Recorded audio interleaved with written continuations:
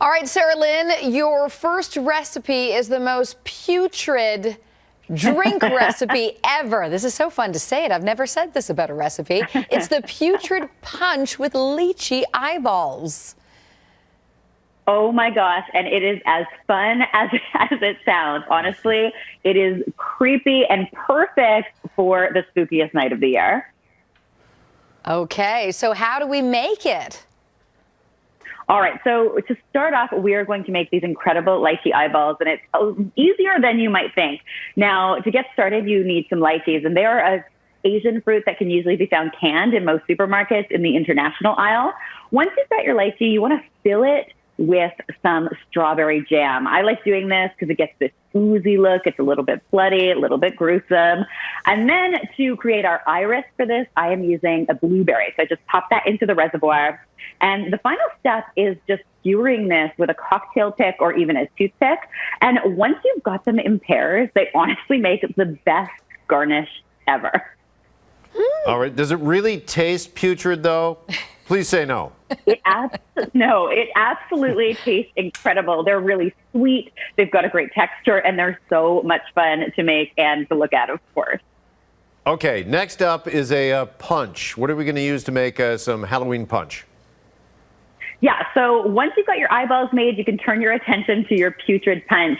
And it's a really simple recipe. So it starts with some tart cherry juice. Tart cherry juice can usually be found in the natural food section of most supermarkets. If you can't find it, you can swap in some cranberry juice or pomegranate juice instead. You just want that nice deep red color. Now, because tart cherry juice is obviously pretty sour, we need to offset it with a bit of sweetness. I do that with simple syrup. And simple syrup is just a mixture of water and sugar that's been dissolved.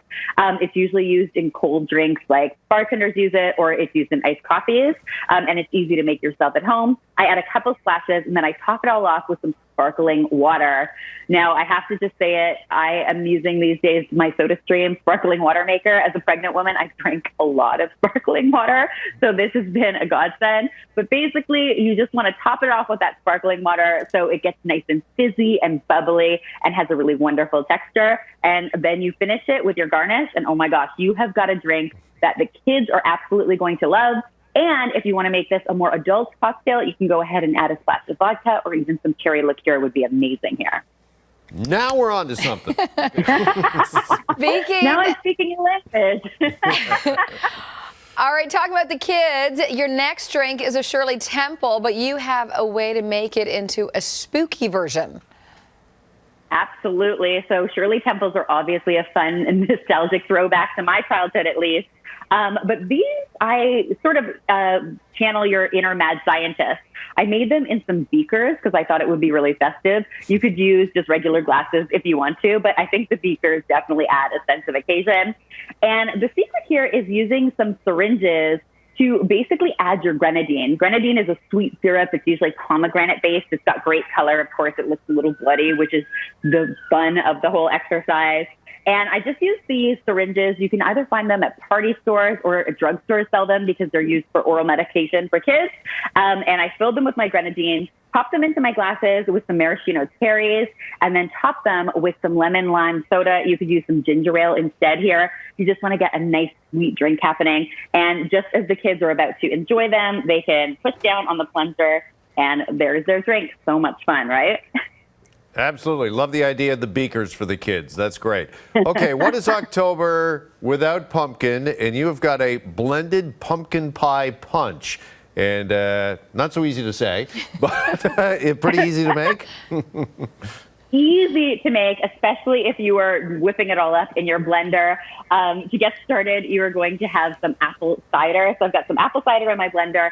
To that, I add some pumpkin puree. You can usually find this canned at the supermarket this time of year. The canned kind is definitely the most convenient. To that, I like adding some pumpkin pie spice. So you can either buy pumpkin pie spice at the supermarket or mix up your own using some cinnamon, ginger, a little nutmeg, cloves, and some allspice. And you get this really beautiful spice blend. And then the final step is topping this all off with some cream soda. If you're not familiar with the flavor of cream soda, it's got this really beautiful vanilla type flavor that just takes this drink way over the top. I like serving it chilled, but topped with some whipped cream and a little sprinkle of cinnamon. And oh my gosh, you have a festive drink that everyone will absolutely adore. And it's such a great way to get your pumpkin on for Halloween. Fantastic. Great Halloween recipes for this weekend. Now, coming up next week with Sarah Lynn, we are making homemade pizza and air fryer wings. We love our wings here. Can't wait, Sarah Lynn. Pizza and wings. What more could you ask for? Thank you so much for having me, guys. And remember, all of these kitchen tools are available at Canadian Tire, Canada's kitchen store. This portion of the morning show is brought to you by Canadian Tire, Canada's kitchen store.